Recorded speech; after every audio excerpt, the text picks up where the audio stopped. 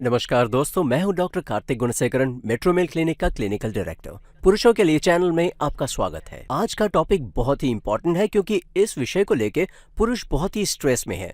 एक इन्फेक्शन है जो सेक्सुअली ट्रांसमिटेड इन्फेक्शन है जिसका नाम है ह्यूमन पैपिलोमा वायरस या एचपीवी, जिसे लेके पुरुष बहुत ही कंसर्न है।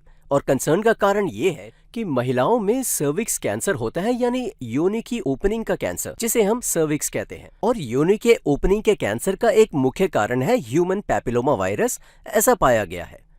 अब ये बहुत दिनों से है, मगर वैक्सीनेशन के चलते पुरुषों के मन में भी यही सवाल आ गया है, क्योंकि जब वो अपना एचपीवी टेस्ट कराते हैं और एचपीवी टेस्ट का जब रिजल्ट पॉजिटिव आता है, तो इस पॉजिटिव रिजल्ट के चलते उनके मन में भी एक डर बैठ जाता है और वो भी जानना चाहते हैं और रादर एंग्शियस हो जाते हैं कि क्या इस पॉजिटिव रिजल्ट के चलते उनको भी कोई प्रॉब्लम तो नहीं होने वाली है। और जैसा कि आप जानते हैं कि एचपीवी एक वायरस है, ह्यूमन पैपिलोमा वायरस, और उसके कई स्ट्रेन्स हैं और अलग अलग नाम से उन्हें जाना जाता है।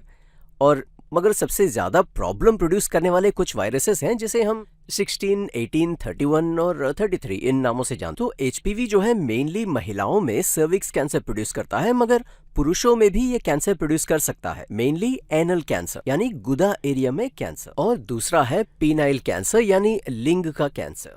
और उसके बाद है ओरल कैंसर यानी कैविटी एरिया का कैंसर, जो माउथ और थ्रोट को इन्फेक्ट करता है, यानी माउथ थ्रोट कैंसर, जो एचपीवी अब कॉमनली प्रोड्यूस करता है, ऐसा माना गया है। मगर मेरा कहना यह है कि ये बहुत ही रेयर है, यानी एचपीवी कैंसर आना बहुत ही रेयर। बट क्योंकि एचपीवी बहुत इजीली स्प्रेड होता है, तो पुरुष और महिलाएं जो सेक्सुअली एक्टिव हैं उनके बीच में एचपीवी स्प्रेड होना आसान है। और जरूरी नहीं है कि टेस्ट में एचपीवी का पता चले।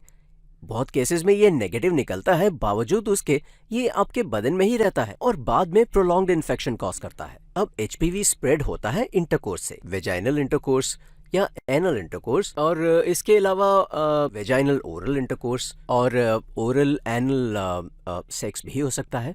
तो ये स्प्रेड होता है ओरल सेक्स के जरिए, या फिर इंटरकोर्स के जरिए, या फिर सेक्स टॉयज के यूसेज के जरिए भी ये इन्फेक्शन स्प्रेड हो सकता है। MSM यानी मेन सेक्स विद मेन, यानी गे कम्युनिटी, सो इस कम्युनिटी के अंदर भी ये ह्यूमन पैपिलोमा वायरस बहुत जल्दी से स्प्रेड हो रहा है, ऐसा पाया गया है। तो क्योंकि human papilloma virus cancer produce करता है, तो पुरुष जानना चाहते हैं कि क्या इसे रोकने के लिए कोई प्रिवेंटिव मेजर्स हैं।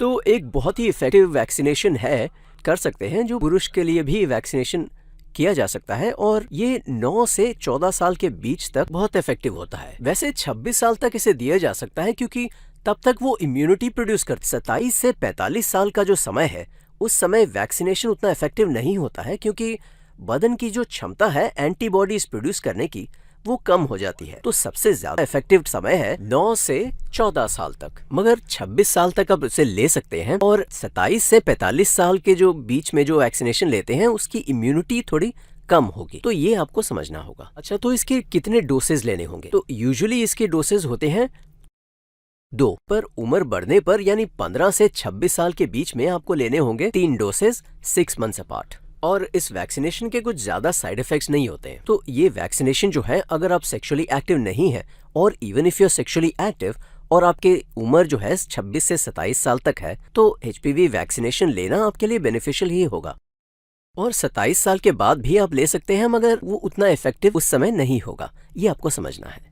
तो एचपीवी जो है, इसे प्रिवेंट करना बहुत मुश्किल है, क्योंकि अगर आप कॉन्डोम पहनते हैं फिर भी स्किन टू स्किन कॉन्टैक्ट के जरिए जो है वो एचपीवी स्प्रेड हो सकता है। तो ये एक यूबिक्विटस थिंग है, यानी यीस्ट बोलते हैं।